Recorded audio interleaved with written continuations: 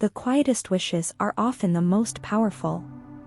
They are not shouted into the wind, but whispered into the stillness, where the right kind of listener might hear them. What if the one listener was the oldest and quietest of all?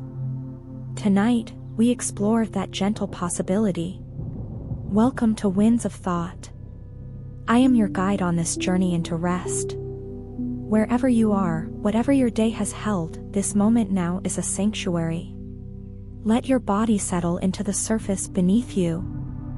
Feel the gentle pull of the earth, constant and sure, holding you. You are safe. You are supported. Allow your eyes to close, or let your gaze soften into the middle distance. The world outside can wait. For now, there is only this space, this breath, and this story. Let us begin by drawing the breath slowly inward. In through the nose, a deep, nourishing breath. And release it out through the mouth, letting go. Again. Inhale, drawing in a sense of calm. Exhale, releasing any residue of the day. One more time. A deep breath in, and as you exhale, imagine any tension in your shoulders, your jaw, your hands, simply melting away.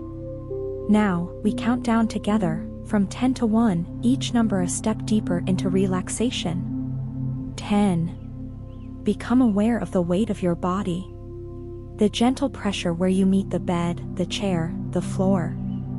Surrender to that support. Let it hold you completely. 9. Acknowledge the safety of this space.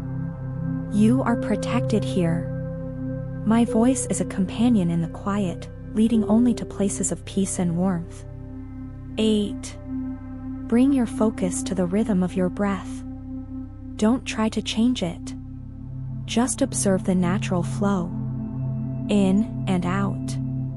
With every exhale, imagine a tiny light, a worry or a thought, floating away from you into the vast, accepting night. 7. The day is complete. Whatever has passed is now behind you. Thoughts may come, and that is perfectly natural. See them as clouds drifting across a wide, peaceful sky. Notice them, and then watch them continue on their way, leaving the sky clear and serene. 6. This time is yours. There is nothing to achieve, nowhere to travel. Your only purpose is to be here, in this state of growing calm. Allow yourself this gift. 5. Within you, at your very center, there is a pool of stillness. It is always there, beneath the surface of thoughts and feelings. See if you can sense it now. A deep, quiet calm that is your true nature. 4. Feel a wave of gratitude. For the shelter around you, for the comfort you have created, for the simple miracle of your breath. For love, in its many forms, that exists in your life. 3. Now, let your imagination gently stir. Picture, in your mind's eye, a landscape hushed by winter. A small town nestled in a valley, every roof crowned with a thick blanket of snow that glows softly under a starlit sky. The air is crisp and still. All is quiet. In one house, on the very edge of this sleeping town, our story begins. 2. Skin your body one last time from the crown of your head to the tips of your toes. Invite any final whispers of tension to dissolve. Your forehead is smooth. Your jaw is slack. Your hands are open and soft. You are ready. 1. Let go completely. And as you drift, we step into the tale of a boy, the moon, and a Christmas wish. The town was called Everhaven, a cluster of warm windows in a vast, white world. And on the last lane, where the streetlights gave way to the dark mystery of the pine forest, stood a house that seemed to hug itself against the cold. This was where Oliver lived. Oliver was a boy of quiet observations and loud, internal wonders. His most steadfast belief, one he held with unshakable certainty, was that the moon was not a cold rock, but a conscious, kind, and watchful presence. To Oliver, the moon was a silent guardian. It was the keeper of secrets, the witness to midnight adventures cats dared to take, and the painter of long, mysterious shadows. He didn't speak to it as one speaks to a person, but he felt a communication nonetheless, a sense of being seen and understood in his loneliness. For the house, though filled with love, was often very quiet. His parents, loving and gentle people, were artists who lived in a world of canvases and quiet concentration. Their love was a soft, steady warmth, but it was not the bounding, playful companionship Oliver's young heart secretly craved. This particular evening was Christmas Eve. The house was filled with the familiar, comforting scents of the season, pine needles from the tree in the corner, cinnamon and orange from pomanders hanging on ribbons, and the rich, sugary smell of gingerbread that had just been taken from the oven. Soft classical music drifted from the studio where his parents were putting final touches on a shared painting, a snowy landscape. The scene was one of perfect, peaceful contentment. Yet, Oliver felt a familiar, hollow ache in his chest. It was the ache of quiet. The kind of quiet that makes your own thoughts echo. He stood by the large kitchen window, watching his breath fog the cold glass. Outside, the world was a masterpiece in monochrome. The snow in the garden lay smooth and undisturbed, a blank page. And there, rising over the stark, black line of the forest, was the moon. It was not a silver sliver, but a magnificent, nearly full orb, a luminous pearl against the deep velvet of the sky. It seemed closer tonight, as if it had drawn in to observe the holiday preparations. A sudden, impulsive longing seized Oliver. He needed air. He needed to be under that watchful gaze without a pane of glass between them. Moving quietly, he pulled on his thick coat, his scarf, and his boots, which were still a little too big, making him clump like a small bear. He unlocked the back door and slipped outside, closing it with the softest click. The cold was instant and shocking, a clean, sharp feeling that made his skin tingle. It was the kind of cold that silence has, a presence in itself. He crunched a few steps into the garden, the snow coming halfway up his boots. He stopped and looked up, his small face pale in the moonlight. "Hello," he whispered, the word forming a cloud that hung briefly before him. He felt foolish for a second, then steadfast. The moon, bathing him in its cool light, seemed to wait. "I know you hear a lot of things," Oliver continued, his voice slow and serious. "People probably ask you for all sorts of stuff. But I have a very specific request. It's not for toys or games. It's for a friend." He paused, gathering his courage. "A friend who would be here. Who would listen to the quiet with me. Who would have 4 legs, and a tail, and a heart that beats in time with the house. A friend who would make the emptiness feel full."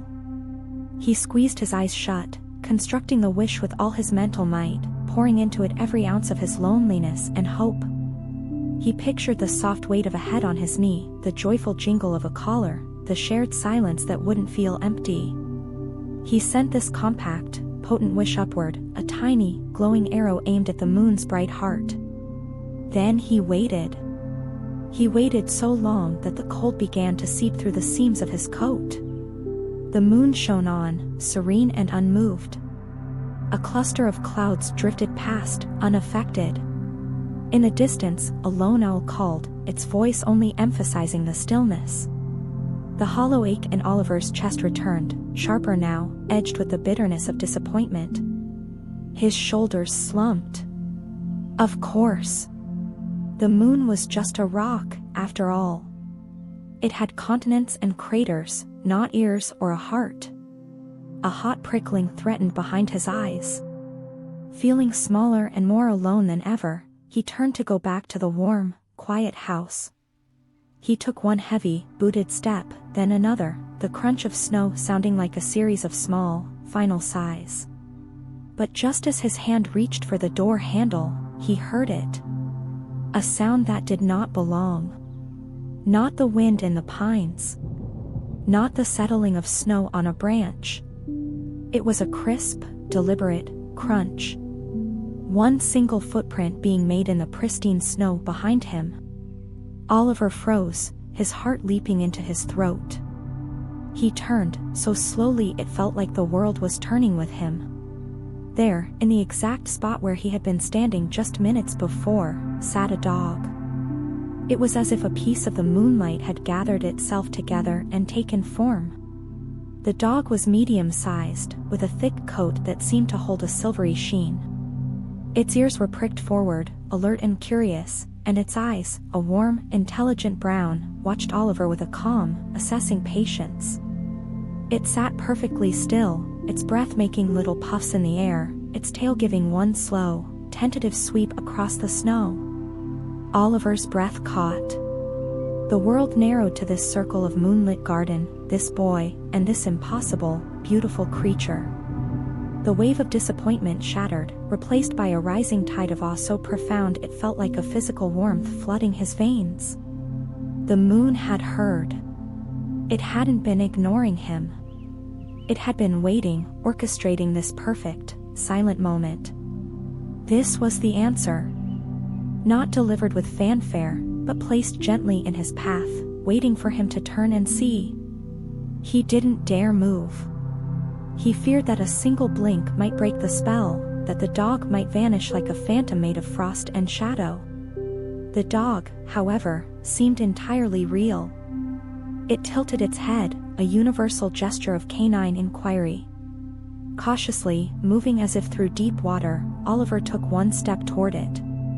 Then another. The dog didn't retreat.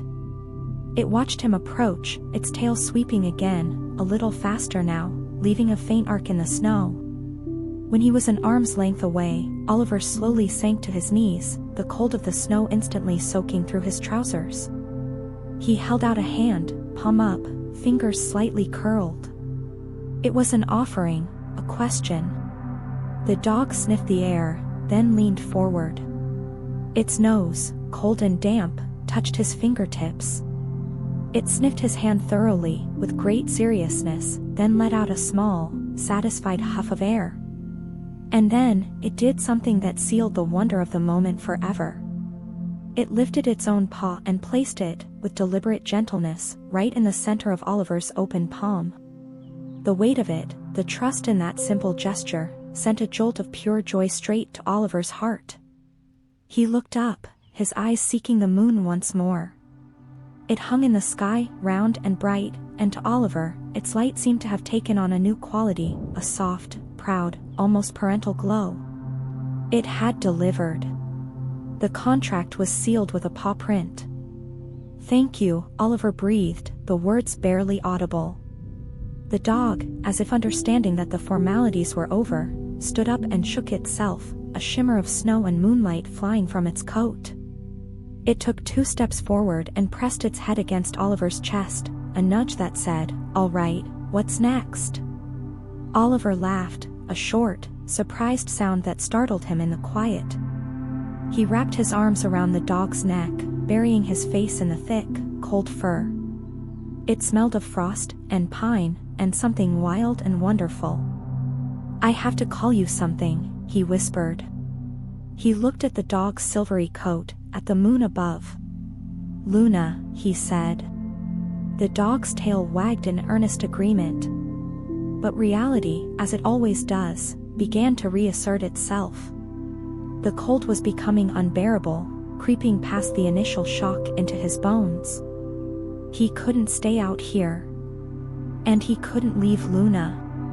But the thought of bringing a dog into the house sent a new kind of chill through him, a chill of anxiety. His mother, Eleanor, was a creature of beautiful, delicate order. Her world was one of clean brushes, organized pigments, and serene quiet. She appreciated beauty in its calm, composed forms. A dog, with its muddy paws, shedding fur, and unpredictable energy, was the very embodiment of beautiful chaos. She had never said she disliked animals, but she had often spoken of them as lovely for other people. His father, Arthur, was more easygoing, but he followed his wife's lead in matters of the household. Oliver's mind raced. He couldn't just walk in. He needed a plan. He needed time. "Come on, Luna," he said, getting to his feet. "You have to be very, very quiet." As if understanding the gravity of the situation, Luna fell into step beside him, her movements suddenly subdued. Oliver eased the back door open, cringing at the tiny squeak of the hinge. The warm, spiced air of the house washed over them. From the studio, he could hear the soft murmur of his parents' conversation. The coast was clear. He led Luna on a stealthy path through the kitchen, past the dark dining room, and into the hallway. His heart hammered against his ribs, a loud drumbeat of secrecy. Where could he hide a whole, living dog?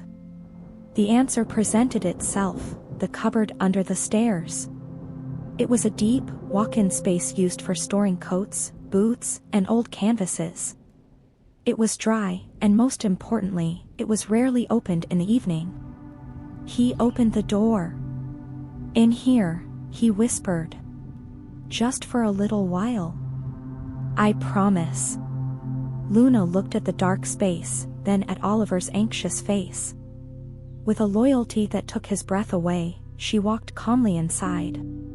She turned around twice in the confined space and settled down on an old, discarded wool coat, looking up at him with those patient, understanding eyes. Oliver's throat tightened with emotion. "I'll be back.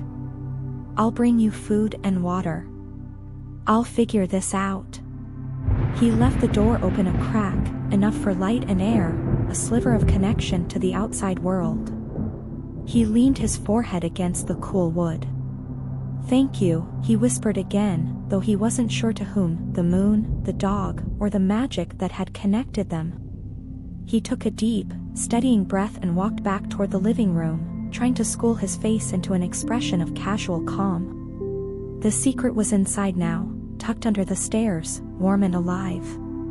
And Oliver, his heart full of a terrifying, wonderful hope, knew his quiet Christmas Eve had just become the most extraordinary night of his life. But as he heard his mother's light footsteps approaching from the studio, a single, urgent question echoed in his mind: how in the world was he going to keep a secret this big? The sound of his mother's footsteps was a soft, familiar rhythm on the hardwood floor, a light, almost musical tread that usually brought comfort. Now, it sent a jolt of pure adrenaline through Oliver. He stood frozen in the hallway, caught between the cupboard under the stairs and the living room doorway, a guilty statue in the dim light. The secret behind that door felt less like a hidden dog and more like a glowing, pulsating star he'd smuggled into the house. Oliver? Was that the back door? His mother's voice, warm and lilting, called from the studio entrance. He swallowed, forcing his vocal cords to work. "Just getting some air, Mum," he called back, wincing at the slight crack in his voice. He took a hurried step away from the cupboard, as if putting physical distance between himself and the evidence. "It's really pretty out." Eleanor appeared at the end of the hall, wiping her hands on a cloth smudged with cerulean blue. Her smile was a gentle curve in her kind face. "Don't catch a chill, my love. Come back to the warmth. Your father is about to make his famous, and famously questionable, hot chocolate." She turned back toward the kitchen, and Oliver followed, his legs feeling like wood. As he passed the cupboard, he thought he heard the softest rustle, the sound of a body shifting on fabric. He sent a silent, desperate plea into the universe: "Please be quiet, Luna." The kitchen was a scene of cozy chaos. Arthur, a tall man with a perpetual streak of paint in his hair, today it was burnt sienna, was standing at the stove, whisking a saucepan with intense concentration. The air smelled of melting chocolate and vanilla. "Ah!" The intrepid explorer returns. Arthur boomed, his voice too loud for Oliver's rattled nerves. "Surveying the snowy wastes for polar bears?" Just the moon, Dad, Oliver said, slipping onto a stool at the breakfast bar. He willed his hands to stop trembling by gripping the edge of the counter. The best thing to survey, Arthur said, nodding sagely. Never changes its fee. Unlike certain gallery owners. He shot a playful glance at Eleanor, who rolled her eyes with a smile. Oliver watched them, this beautiful, familiar dance of his parents. His mother moved to arrange a sprig of holly in a small vase on the windowsill, her movements precise and graceful. His father slopped a bit of hot chocolate onto the stovetop, cursing good-naturedly as he wiped it up. Their love was the bedrock of his life, but in this moment, it felt like a wall. How could he introduce a chaotic, living creature into this perfect, understood balance? His mother cherished peace. A dog was a declaration of war on peace. You're very quiet, Ollie, Eleanor said, placing a steaming mug before him. Full of Christmas Eve thoughts? He nodded, wrapping his hands around the warm mug. Yeah. Just thinking. The good kind of thinking, I hope, Arthur said, joining them with his own mug. The kind that involves presents and pastry. Something like that, Oliver murmured, taking a sip. The rich chocolate was comforting, but it did nothing to settle the storm in his stomach. His entire awareness was tuned to the hallway, to the cupboard. Was Luna comfortable? Was she scared? Was she about to bark? The next hour was an exquisite exercise in tension. Every laugh from his parents made him flinch, imagining it covering a sound from the cupboard. Every creak of the old house was Luna, moving. His conversations were robotic, his smiles strained. He invented a need to use the bathroom simply to walk past the cupboard and whisper, I'm here. It's okay, through the crack. He heard a soft, trusting sigh in response, which both melted and terrified him. His opportunity came when his parents became engrossed in a debate over the correct placement of the final ornament on the tree, a delicate, hand-blown glass star. It must be at the apex, Arthur. It's the culmination. Eleanor insisted, but see, if we put it here, on this branch, it catches the light from the window at dawn, Arthur argued, his head tilted. Oliver seized his chance. I'm just going to get a book from my room, he said, already moving. He didn't wait for a response. In the kitchen, he moved with frantic speed. He grabbed a small plastic bowl from a low cupboard and filled it with water. Then, he scanned the counter. Leftover slices of roast chicken from dinner were wrapped in paper. His heart hammering, he snatched two, shoved them into his pocket, and grabbed a forgotten bread roll.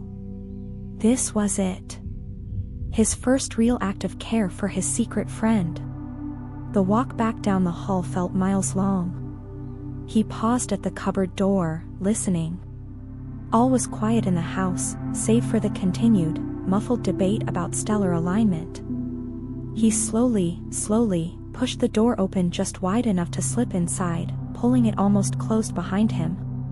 It was dark, smelled of damp wool and dust, and was filled with the warm, quiet presence of the dog.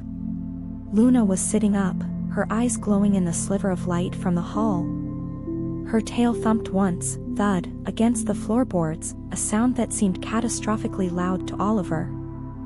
Shh, good girl, he whispered, sinking to his knees. He placed the water bowl down, and she immediately dipped her head, lapping with a quiet, efficient sound. He pulled the chicken and bread from his pocket. I'm sorry, it's not proper dog food. I'll get you some, I promise. Luna sniffed the offering and began to eat delicately, her manners impeccable. In the dim light, Oliver studied her. She wasn't a puppy, she was a young dog, perhaps a year or two old. Her coat was a mix of grays and whites, like clouds over a winter sea. She had a wise, gentle face. Where had she come from? Had the moon really conjured her? Or had she been lost, and the moon simply guided her here? The mystery of her origin was almost as magical as her presence. As she ate, he gently ran his hand over her head, her ears, down her strong back. She leaned into his touch, pausing her meal for a moment to savor the affection. A bond, solid and deep, was forming in that dusty cupboard. It was a bond forged in secrecy and shared stillness. "I don't know how to do this," he confessed to her in a whisper. "Mum, she needs everything to be just so. But you're not a mess, Luna. You're perfect. I just have to make her see it." Luna finished the chicken and nudged his empty hand with her nose, then gave it a soft, reassuring lick. He knew he couldn't stay. "I have to go back. I'll come again later. Sleep now." He gave her one last hug, feeling the steady beat of her heart against his own racing one. Then, he slipped out, closing the door to its familiar crack. The evening wore on, a blur of forced normalcy. They played a board game. They listened to carols on the old record player. All the while, Oliver felt like he was holding his breath.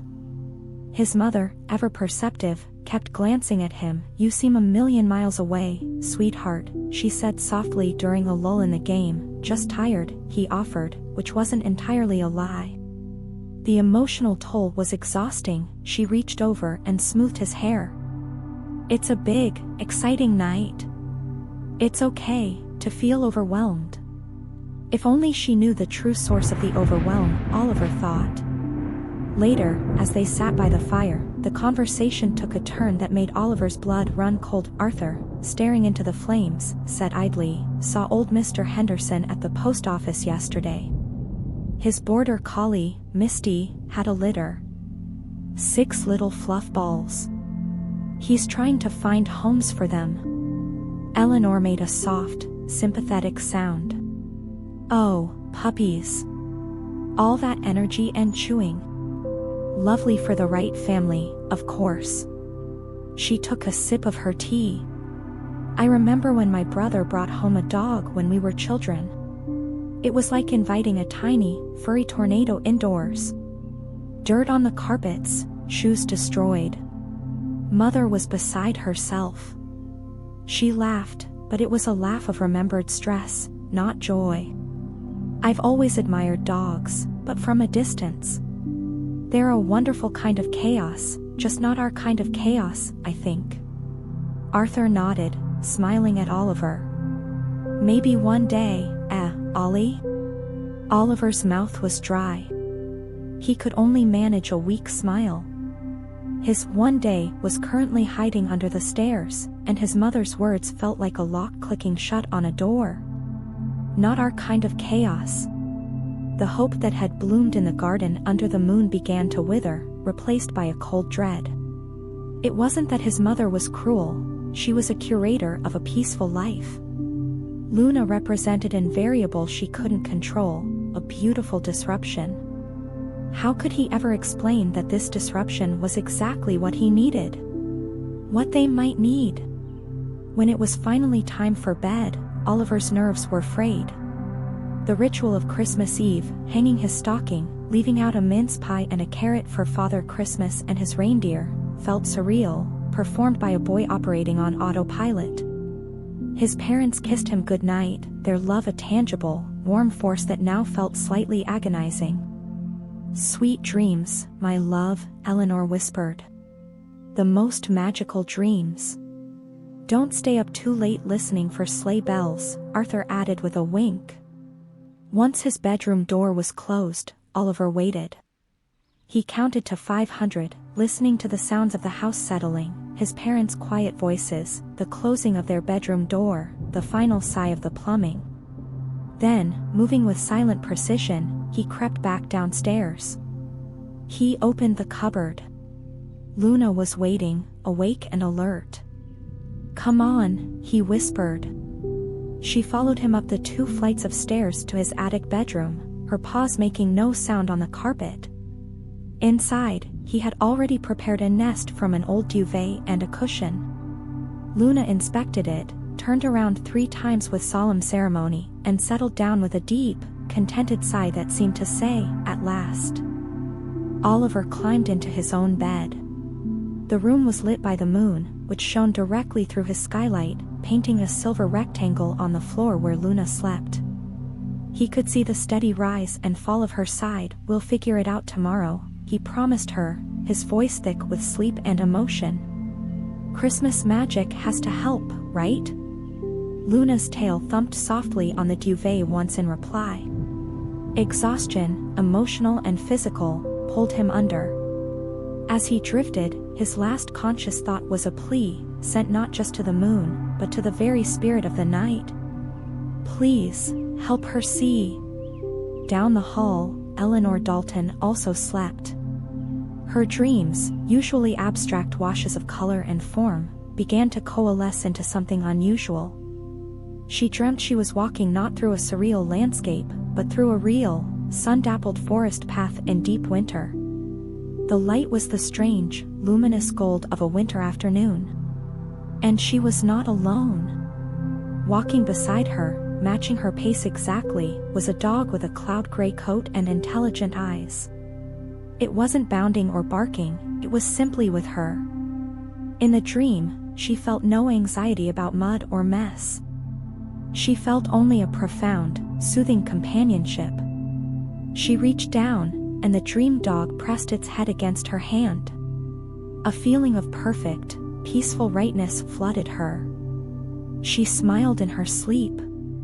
Outside, the moon, a silent sentinel, watched over the snow-blanketed town. Its work, it seemed, was not quite finished. As the clock in the town church tower struck a silent, frozen 3 in the morning, a subtle change occurred in the atmosphere. A wind that didn't touch the snow-laden trees carried a faint, familiar jingle, a sound that resonated with childhood belief. On the rooftop of the house on the edge of Everhaven, a weight, no heavier than a sack of dreams, settled with a soft poof of displaced snow. A figure, red-clad and bearing a sack, stood up and stretched, gazing at the moon with a twinkle in his eye that matched the stars. "Cutting it a bit fine, old friend," the figure murmured, his voice a rumble of cheerful gravel. The moon simply shone a little brighter on the house's attic window. Ah, "I see," the figure said, nodding. "Not a delivery, but a nudge. A connection job. My speciality." He set his sack down carefully and tiptoed to the edge of the roof, peering down at the sleeping household. His eyes, wise and ancient, saw not just the physical house, but the delicate, glowing threads of feeling within, the bright, hopeful gold of Oliver's love for his secret friend, the soft, silver blue of Eleanor's habitual peace, and the new, vibrant green thread of her dream. He saw the problem, a beautiful, yearning heart on one side, a wall of quiet order on the other, a little dream-weaving continuation. He muttered to himself, reaching into a pocket not of his coat, but of the air itself. He pulled out a handful of something that looked like crystallized starlight, mixed with the scent of gingerbread and pine. To open a door already cracked. He leaned over the chimney and blew gently. The sparkling dust swirled, not down the brick flue, but through the very walls of the house, seeping into the fabric of reality like warmth into a cold room. It sought out the sleeping mother, reinforcing the dream, planting seeds of waking emotion that would feel like her own. "There," he said, satisfied. "The seeing is done in the heart first. The eyes will follow." With a last nod to the moon, he shouldered his sack, gave a silent command to his waiting team, and shot upward into the starry sky with a sound like a sigh of contentment, leaving the house and its sleeping inhabitants to the rest of the night and the promise of a Christmas morning that would now, irrevocably, be different. The dream that held Eleanor Dalton was not like any she had known before. As the sparkling dust of Christmas magic settled over her subconscious, the simple forest path deepened, becoming more vivid, more real. The scent of cold pine needles and damp earth filled her nose. The crunch of frost under her boots sounded in her ears. And the dog, the beautiful, gray-coated creature, was now a constant, solid presence by her side. In the dream, she wasn't simply observing the animal, she was interacting with it. She found a smooth, round stone in the path and, on a whim, tossed it into a sunlit clearing. The dog didn't bolt wildly. It looked at her, its head cocked, as if asking for permission. She nodded, a smile blooming on her dream face. Then it bounded away, its movements a fluid poetry of joy, retrieving the stone and trotting back to drop it carefully at her feet. Its eyes shone with intelligence and a simple, pure desire to please. "Good girl," Eleanor heard herself say, her voice full of a warmth that surprised her. She knelt in the frost, not caring about the damp seeping into her knees. She took the dog's face in her hands, feeling the soft fur, the cool nose. The dog leaned into her touch, closing its eyes in bliss. A feeling swelled in Eleanor's chest, so profound it brought tears to her dream eyes. It was a feeling of connection, of uncomplicated love, of a silence that wasn't empty but was filled with mutual understanding. This was not chaos. This was harmony. Meanwhile, in the attic room, Oliver drifted in a shallow, restless sleep. Every creak of the old house, every sigh of the wind, jolted him awake, his hand instinctively reaching over the side of the bed to touch Luna's sleeping form. Her steady breathing was a lifeline. The moon traversed the sky, its light moving across the floor like a slow, silent tide. In its glow, Oliver made plans and then discarded them. Should he just bring Luna down in the morning and beg? Should he wait for the perfect moment after presents? What was the perfect moment? As the deepest part of the night began to soften into the first hints of dawn, Luna stirred. She got up from her nest, stretched deeply, her claws scraping softly on the wooden floor. She walked to the door and looked back at Oliver, then gave a quiet, polite whine. Oliver was instantly awake. "What is it?" he whispered, sitting up. Luna looked at the door, then back at him. The message was clear. "You need to go out?" He slid out of bed, his heart picking up its frantic pace again. This was a new problem. He couldn't sneak her outside now, the first hints of light were already coloring the sky gray. If he was seen, it was all over. But he couldn't let her be uncomfortable either. The trust in her eyes was absolute. Okay, he whispered, pulling on his robe. Quiet as a mouse. Quieter. They crept down the 2 flights of stairs, a ghostly boy and his spectral dog. The house was in that profound, pre-dawn silence where even the walls seemed to be holding their breath. In the kitchen, Oliver unlocked the back door once more. The winter air that rushed in was bitingly cold, smelling of snow and impending day. Luna slipped out, did what she needed to do quickly in a corner of the garden, and hurried back to the door, a light dusting of snow on her nose. Oliver was just bending down to wipe her paws with an old towel when he heard it. A floorboard creaked upstairs. Then another. Someone was awake. Panic, cold and sharp, seized him. He grabbed Luna and practically dove into the downstairs bathroom, pulling the door closed just as the soft glow of a light appeared at the top of the stairs. He stood in the dark, tiny room, Luna pressed against his legs, listening to the sound of his own blood roaring in his ears. He heard his father's sleepy, muffled voice, "Just getting a glass of water, love. Go back to sleep." Arthur's footsteps descended the stairs, past the bathroom door, and went into the kitchen. Oliver heard the tap run, the clink of a glass. He held his breath. What if his father decided to check the locked back door? What if he saw the fresh paw prints in the snow outside? The minutes stretched like taffy. Finally, the footsteps retreated, the light went out, and the house settled again. Oliver slumped against the bathroom wall, a weak laugh of relief escaping him. Luna licked his hand. That had been too close. The secret was becoming too big, too alive, to contain for much longer. The weight of it was exhausting. Back in his room, as a pale Christmas dawn finally began to paint the sky in streaks of rose and gold, Oliver made a decision. He would not hide Luna for the present opening. He would wait until the excitement had died down, until his parents were full of Christmas breakfast and contentment. Then, he would bring her down. He would explain. He would try to make them see. It was a fragile plan, but it was all he had. Down the hall, Eleanor began to wake. The powerful, resonant feelings from her dream did not dissipate with the fading sleep. They clung to her, warm and real, like the memory of a beloved scent. She opened her eyes, staring at the familiar ceiling of her bedroom, but feeling strangely altered. The dream dog's eyes, so full of gentle intelligence, seemed imprinted on her mind. The feeling of its head under her hand felt like a physical memory. A curious, warm longing sat in her chest, a longing for something she couldn't name. She shook her head, dismissing it as the sentimental residue of a Christmas Eve dream.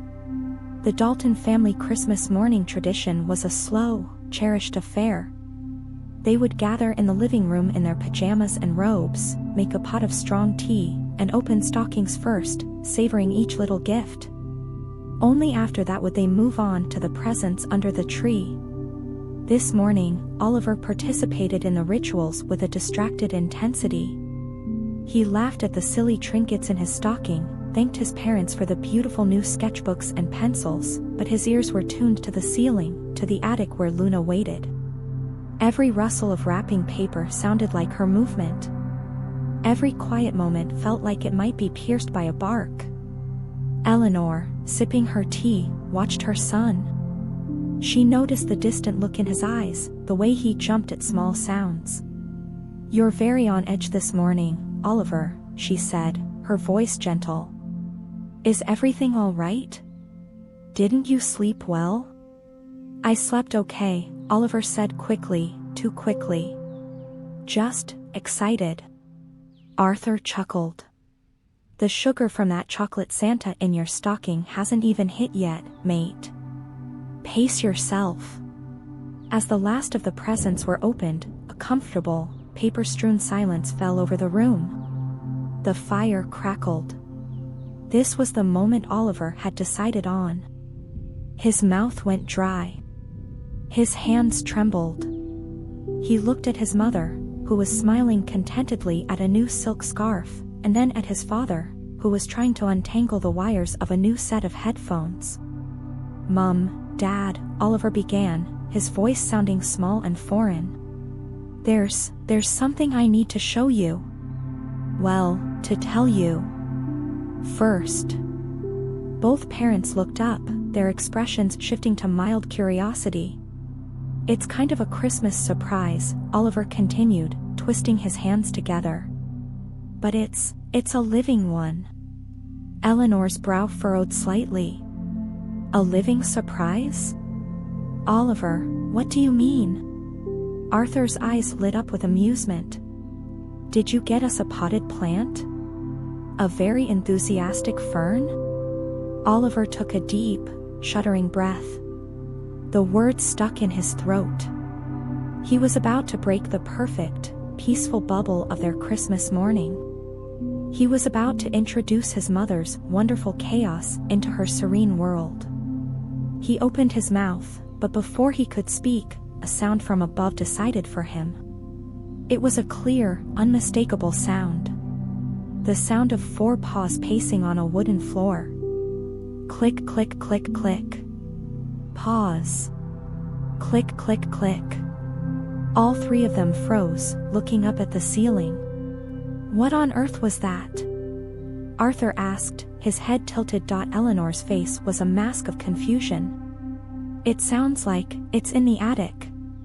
"A bird couldn't make that sound." Click, click, click, click. Oliver closed his eyes. The secret was announcing itself. There was no more time for careful explanations. The moment, perfect or not, was here. "It's not a bird," Oliver said, his voice suddenly calm with resignation. He stood up.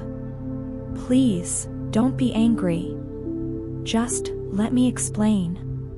He turned and walked out of the living room, heading for the stairs. Bewildered, his parents exchanged a glance and followed him. The climb to the attic felt like the longest journey of Oliver's life.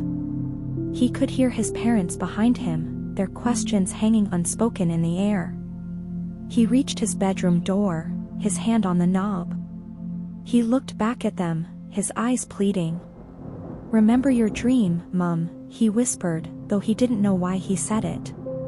He opened the door. There, in the middle of the moonlit rectangle now turned to morning sun, sat Luna. She was the picture of calm dignity, her tail sweeping the duvet slowly, her eyes fixed on the newcomers in the doorway. The early sun caught her silver-gray coat, making her look like a creature spun from light and frost.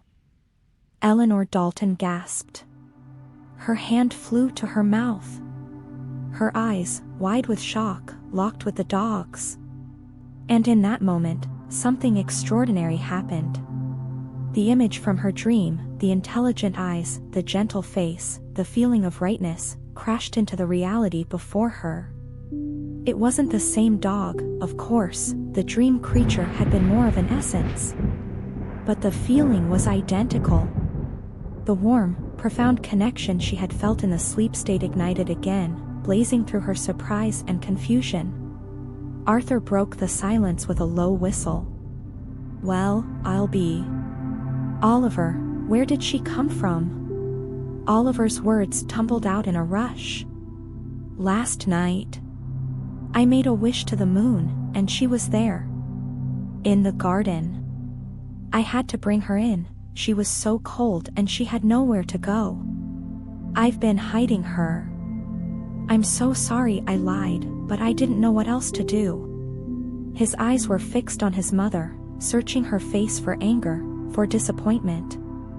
But anger didn't come. Eleanor was still staring, transfixed. The dog, Luna, stood up. She took a few tentative steps forward, past Oliver, and stopped in front of Eleanor. She didn't jump. She didn't bark. She simply sat down again, looking up, and offered a soft, almost apologetic whine. The sound broke Eleanor's trance. Slowly, as if in a dream herself, she sank to her knees on the attic floor. Her beautiful, clean pajamas were forgotten. She reached out a trembling hand. "Hello," she breathed, her voice thick with emotion. Luna leaned forward and pressed her nose into Eleanor's open palm, then nudged upward, inviting a stroke. Eleanor's fingers sank into the thick, soft fur behind the dog's ears. Luna's eyes closed in ecstasy, and she let out a groan of pure pleasure. A tear spilled down Eleanor's cheek. The feeling from the dream, the harmony, the companionship, the love, wasn't a phantom. It was here, warm and alive under her hand. This wasn't an invasion of chaos. This was the arrival of a new, different kind of peace. "Oh," Eleanor whispered, over and over. "Oh, you beautiful thing. You beautiful, beautiful thing." Arthur watched, a slow, understanding smile spreading across his face. He put a hand on Oliver's shoulder, squeezing it. Oliver looked up at his dad, his own eyes swimming with tears of relief and hope. "I think," Arthur said quietly, "you might have just given us the best Christmas present we never knew we wanted." But as Eleanor stroked the miracle dog, a practical part of her mind, the part that managed their home, stirred.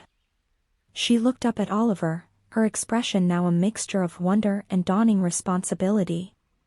"Oliver," she said softly. "She's perfect. She's absolutely perfect. But, what do we do now?" The question hung in the sunlit attic. They had a dog. A secret was now a family member. But they had no food, no leash, no collar, no plan. The magical arrival was over. The practical, joyful, complicated reality of loving Luna was about to begin. And outside, the snow began to fall again, softly, as if to blanket their new beginning in fresh, quiet wonder. The question, "What do we do now?" hung in the sun-dusted air of the attic, but it was not a question of doubt. It was a question of commencement. The decision, somehow, had already been made in the silent communication between Eleanor's hand and Luna's bowed head. They had a dog. The reality of it settled over the three of them not as a burden, but as a thrilling, shared secret of their own. Arthur was the first to move into action, his practical, cheerful nature surging to the fore. Right. First things first. Sustenance. For all parties. He clapped his hands together softly. "Oliver, you and this lovely lady come downstairs. Mum, put the kettle on again, I think we need a strategic council with tea." The dynamic had shifted entirely. The tension that had coiled inside Oliver for the last 12 hours unraveled, leaving him lightheaded with relief. He gestured to Luna, and she fell into step beside him, following his parents down the stairs. This time, she was not a hidden fugitive, but an honored guest, her claws clicking a confident, open rhythm on the wooden steps. In the kitchen, a new Christmas morning ritual began. While Eleanor prepared a fresh pot of tea, her movements still somewhat dazed, Arthur rummaged in the refrigerator. "We have leftover roast beef from 2 nights ago. That'll do for a royal breakfast, won't it, lass?" he said to Luna, who sat attentively by Oliver's chair. Oliver fetched a bowl and filled it with fresh water, placing it carefully on a mat by the door. Luna acknowledged it with a polite lap before returning her gaze to Arthur and the promising sounds of the kitchen. Arthur chopped the beef into bite-sized pieces. "We'll need to get proper food today. And a bowl. And a lead. And a bed. And toys, I suppose?" He looked at Oliver and Eleanor, a delightful, bewildered expression on his face. "What does one get a dog for Christmas?" "A family," Oliver said softly, watching Luna watch his father, Eleanor, placing a cup of tea in front of Oliver, heard him. She stopped and placed her hands on his shoulders, bending to kiss the top of his head. "Yes," she whispered. "That's exactly right." When Arthur presented the plate of beef, Luna looked at Oliver for permission. "It's okay, girl. It's for you," he said. She ate with the same delicate, appreciative manners she had shown in the cupboard, and the simple act of watching her felt like a celebration. Over tea, the council began. "We must call the vet," Eleanor said, her curator's mind now engaging with the problem not as a threat, but as a fascinating new project. "See if she's microchipped. Check she's healthy." "She seems very healthy," Arthur observed. "And remarkably well behaved. She doesn't seem like a stray who's been on her own for long." "The moon sent her," Oliver stated simply, as if this explained everything. And in a way, it did. His parents exchanged a glance, but didn't contradict him. The how was less important now than the what, and the what was this gentle creature currently sniffing the legs of the kitchen table with great interest. "We need a name," Arthur said. "We can't just call her the dog." "She has a name," Oliver said. "I called her Luna. Last night. Because of the moon." "Luna," Eleanor repeated, testing the sound. She looked at the dog, who turned at the sound of the new name, her ears swiveling forward. "Yes. That's perfect. It suits her. Luna." The name formalized her membership. Luna finished her breakfast, walked over to Eleanor, and rested her chin on Eleanor's knee. The gesture was one of profound trust and affection. Eleanor's hand moved almost automatically to stroke the smooth head, and as she did, the last vestiges of her old anxiety, the fear of mess, of disruption, seemed to dissolve under her fingers. This wasn't disorder. This was a different kind of order, one based on heartbeat and breath instead of tidiness. The morning unfolded in a blissful, chaotic flurry of new experiences. They found an old, soft belt to use as a temporary lead. Wrapping up in coats and scarves, they took Luna into the garden. The snow was still deep, and Luna exploded into it with a joy that was contagious. She bounded, she dug, she stuck her nose deep into snowdrifts and sneezed. She chased snowballs Oliver threw, catching them in midair with a snap, looking confused but pleased when they vanished in her mouth. Arthur laughed his booming laugh, and Eleanor found herself laughing too, her careful footprints soon obliterated by the zigzagging paths of dog and boy. Watching them, Eleanor felt a door in her heart open fully, a door she hadn't even known was closed. She saw the color in Oliver's cheeks, the unguarded joy on his face that was so different from his usual quiet reserve. She saw her husband, looking like a boy himself, rolling a snowball to lure Luna into a playful pounce. And she felt, for the first time, the completion of their family portrait. There had always been a space, and now it was filled. Later, after a simple lunch, they embarked on the first official family trip with Luna. The temporary belt lead was swapped for a proper, red nylon lead and a matching collar from the local pet shop, which was, miraculously, open for a few hours on Christmas Day. The shop owner, an elderly man with a kind face and a terrier of his own snoozing behind the counter, didn't ask many questions. He simply smiled at the scene, the breathless boy, the elegant woman looking slightly out of place but holding the lead with newfound pride, the jovial man carrying a bag of food and a squeaky toy shaped like a star. Christmas puppy, the owner asked. Christmas miracle, Arthur corrected with a wink. They returned home laden with supplies, food and water bowls, a plush bed, the squeaky star, a chew rope, and a booklet on canine care. The process of arranging it all, finding the right spot for Luna's bed, finally placed in a corner of the living room, where she could see the fireplace, filling her new bowls, introducing her to her toys, was a ceremony of belonging. Luna investigated each item with solemn curiosity, as if approving the selections. As the short winter day began to wane, casting long blue shadows across the snow, the family gathered in the living room, tired but deeply content. The fire was lit. Luna, exhausted from her day of emotion and play, lay stretched out on her new bed, her legs twitching as she chased dream rabbits. Oliver sat on the floor beside her, sketching her in one of his new notebooks.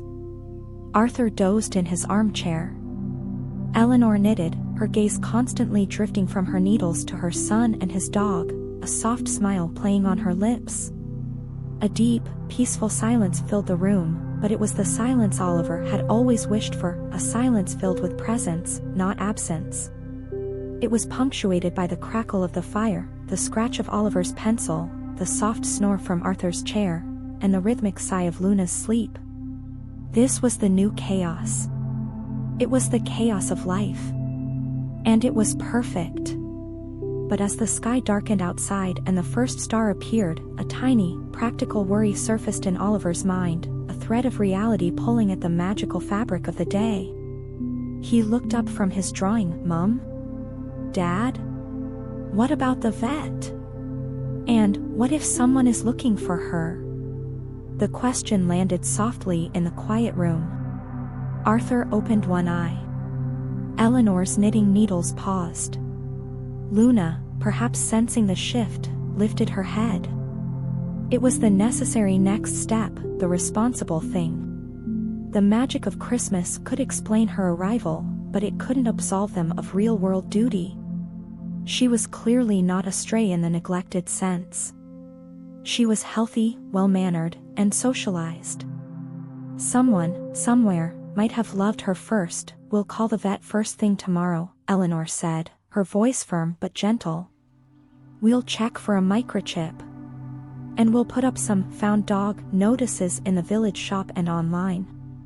Oliver's heart contracted painfully. The thought of giving Luna up was unbearable. She was his. The moon had sent her to him, but what if they come for her? He asked, his voice small. Arthur sat up. Then we'll cross that bridge, mate. But let's not borrow trouble. She was in our garden, alone, on the coldest night of the year. We're doing the right thing by checking. but we're also doing the right thing by giving her a home right now." He looked at Luna, his expression thoughtful. "She doesn't act lost, Oliver. She acts like she's arrived." That night, Luna slept in her bed in the living room. Oliver, after much debate, agreed it was the proper place for her. But as he lay in his own bed, the attic room felt strangely empty without her quiet breathing. The magic of the previous night felt both complete and fragile.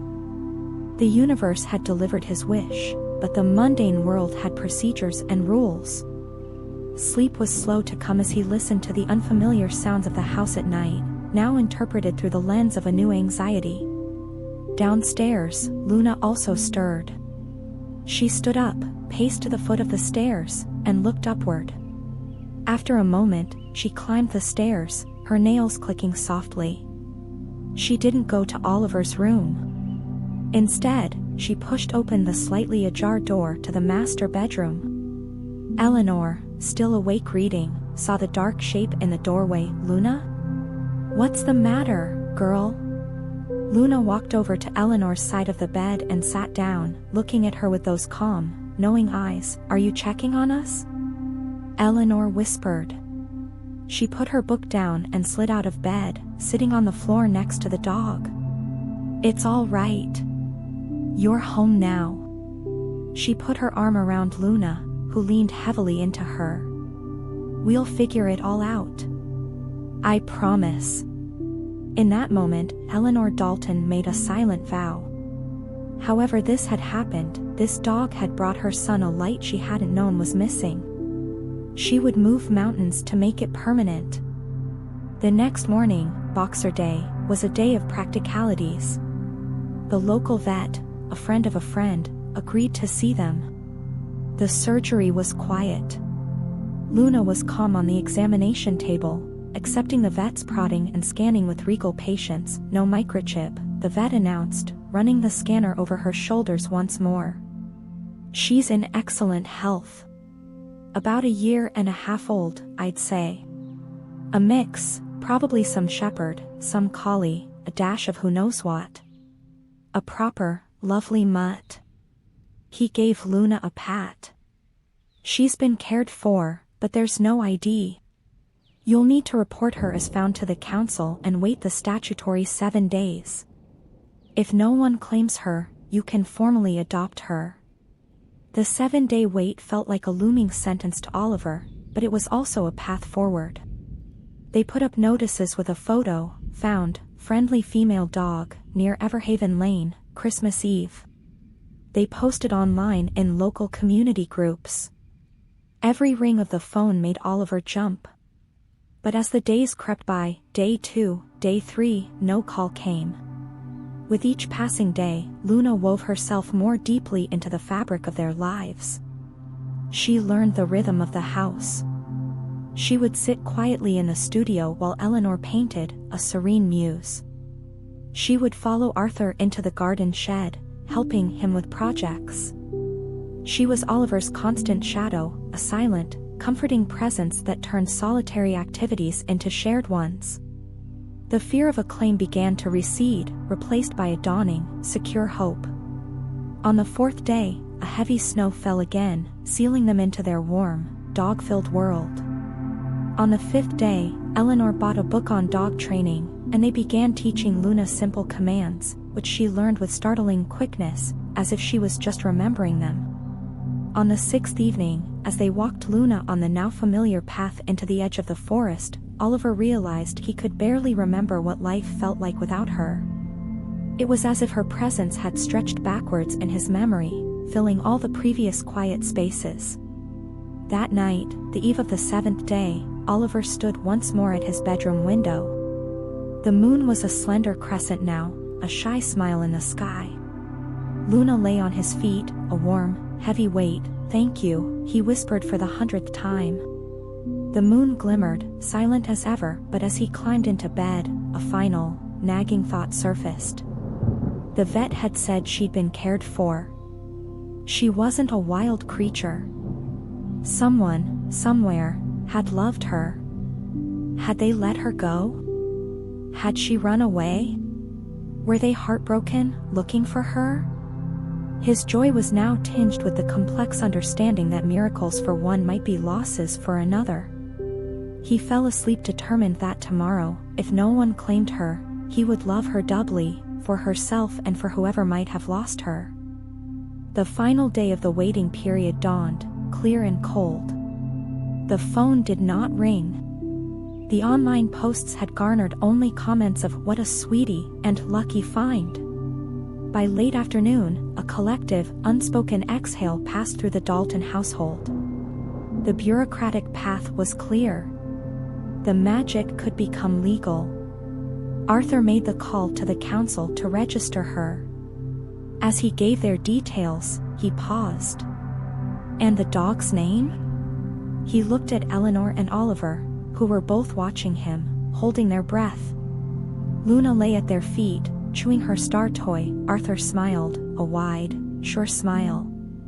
"Luna," he said into the phone. "Her name is Luna Dalton." It was official. The wish was permanent. The family was complete. But as they celebrated with a special dog-friendly biscuit for Luna and a toast for themselves, a car, unfamiliar and dusty with road salt, turned onto Everhaven Lane, moving slowly as if searching for an address.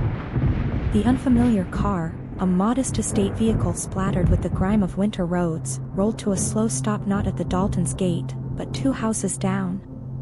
A man in a thick parka emerged, carrying a clipboard, and walked up to their neighbor's door.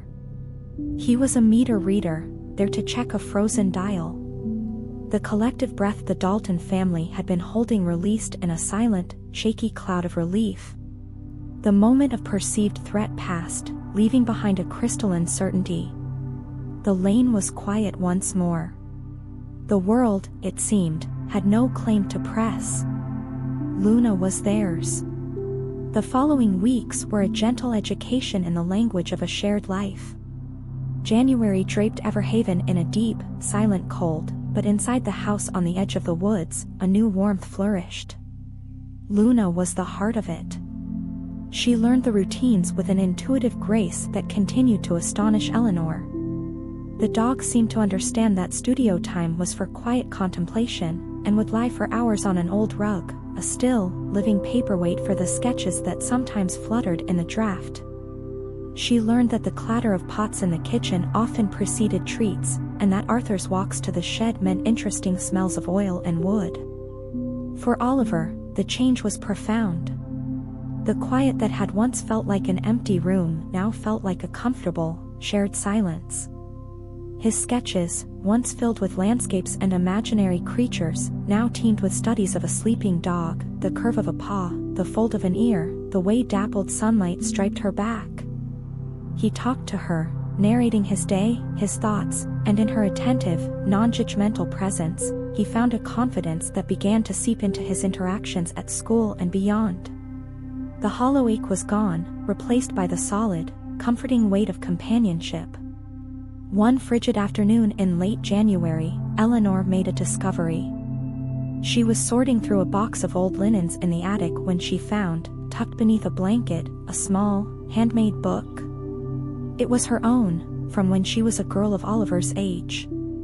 She sat on the dusty floor, Luna settling beside her, and opened it. It was not a diary of words, but of drawings. And page after page was filled with sketches of dogs. Dogs playing, dogs sleeping, fantastical dogs with wings, faithful dogs from storybooks. On the last page, in her childhood script, she had written, "My perfect friend, has a silver coat and knows all my secrets." Tears welled in Eleanor's eyes. She had completely forgotten this childhood longing, buried under years of cultivating order and calm. Luna nudged the book with her nose, then rested her head on Eleanor's knee, looking up at her as if to say, "See? I was always meant to find you." The dream on Christmas Eve had not been an anomaly, it had been a memory, a truth, returning. She hugged Luna tightly, the last vestige of any residual "what if" melting away. This was not Oliver's dog alone. This was their dog, answering a wish her own young heart had made decades ago. Winter began its slow retreat. The snow shrank, revealing patches of frozen grass, then mud, then the first brave green shoots of snowdrops. The statutory waiting period had long passed, the council registration was complete. Luna Dalton was a legal fact. To celebrate her official adoption, they decided on a special ceremony. One clear, crisp Saturday, they packed a picnic, including a homemade dog biscuit shaped like a bone, and took a walk to the very edge of the forest, to the clearing where Oliver had first seen the moon on that Christmas Eve. It was different in the daylight, full of the sharp shadows of bare trees and the chirping of winter birds. They spread a blanket on the dry, leaf-strewn ground. Luna investigated every tree and bush, her tail a merry flag. "This is the spot," Oliver said, looking around. "Right here is where I made the wish." Arthur put an arm around his son's shoulders. "Best wish I've ever seen come true." Eleanor unwrapped the biscuit. "We should make a toast. To Luna. To our family." They each broke off a piece of the biscuit. Luna sat before them, quivering with polite anticipation. "To Luna," Oliver said. "To Luna," his parents echoed. They fed her the pieces, and she accepted them with delicate gratitude, licking each of their fingers in turn. As they sat eating their own lunch, a comfortable silence fell over them, broken only by the sounds of the forest and Luna's contented snuffling. Oliver lay back on the blanket, looking up at the pale blue sky where the moon, a faint ghost, was just visible. "Do you think she remembers?" he asked quietly. "The moon?" Eleanor said, following his gaze. Yeah. "Do you think it knows it worked?" Arthur chuckled. "I think some things just know. Like seeds know to grow towards the sun." The wish was the seed, and Luna was the bloom.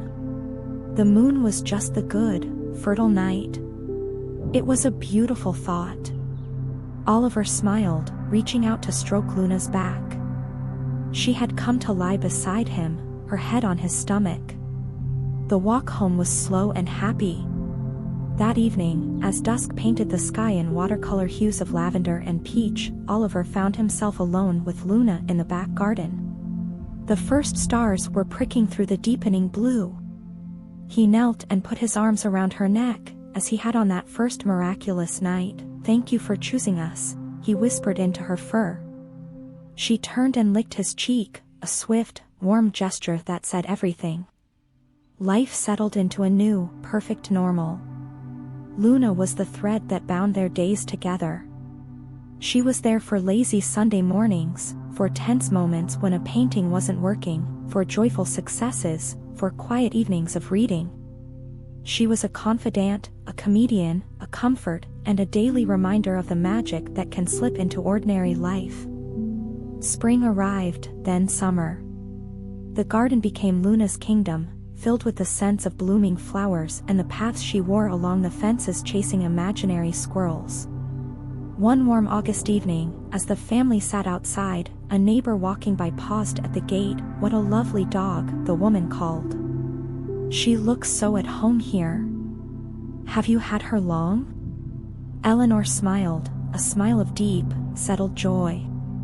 "Since Christmas," she said. "It feels like forever." And it did. The story of Luna's arrival, the moonlit wish, the hidden Christmas Eve, the dream, the anxious wait, became part of their family lore, a tale told and retold, each time feeling more destined, more fated. It was a story of how a wish, made from a place of quiet longing, could draw its answer right to your doorstep. It was a story of how a heart, opened gently, could discover a capacity for love it hadn't known it possessed. On the following Christmas Eve, 1 year later, the Dalton family performed a new ritual. After a day of festive preparation, as the first stars appeared, they all put on their coats. Oliver attached Luna's lead to her red collar. Together, the four of them, Arthur, Eleanor, Oliver, and Luna, walked into the back garden. The scene was a mirror of that first night. The snow was deep, the air was cold and still, and the moon, once again full and magnificent, hung over the frosted forest. They stood in a small circle. Luna, now a confident, beloved member of the pack, looked from face to face, her tail wagging slowly. 1 year ago, Oliver said, his voice clear in the stillness. I asked for a friend. And we got a family. Eleanor took his hand. Arthur placed a hand on Luna's head. So tonight, Oliver continued, looking up at the moon, we don't ask for anything. We just say thank you. In unison, they whispered, thank you. The moon shone down, its light bathing them in a silent, silver blessing. Luna gave a soft, happy woof, as if adding her own gratitude to the night. Then she playfully bounded into a snowdrift, kicking up a shower of diamond dust, and the spell was broken into laughter and joy. They went inside, cheeks rosy, to the warmth of the fire and the twinkling lights of the tree. Luna shook the snow from her coat in the hallway, then trotted to her bed, circling once before settling with a sigh of profound contentment. The house was filled with the sounds of family, with love, with the gentle chaos of a life fully lived. It was more than Oliver had wished for. It was everything. And as the night deepened, and the family slept, the moon kept its watch. It glided across the sky, its light passing over the now familiar house, the garden with its dog paths in the snow, the happy, sleeping boy, and the dog who had crossed the boundary from wish to reality. Its work was done, and done perfectly. For the truest magic is not in the spectacular, but in the quiet, enduring transformation of an ordinary life into an extraordinary one paw print, one shared silence, one opened heart at a time. Now, as this story comes to a close, let its gentle magic settle around you. Feel the warmth of the hearth, the comfort of a faithful companion, the peace of a wish fulfilled. Let your breathing deepen, in and out, slow and steady. With every exhale, release any lingering thoughts, any final whispers of the day. Imagine yourself in that cozy room, safe, loved, and perfectly at peace. Your mind is calm. Your body is heavy and relaxed. You are supported, just as the earth supports the sleeping town, just as the moon supports the night. Drift now, into your own quiet, restful night. Let sleep carry you softly away, on the gentle winds of thought. Good night.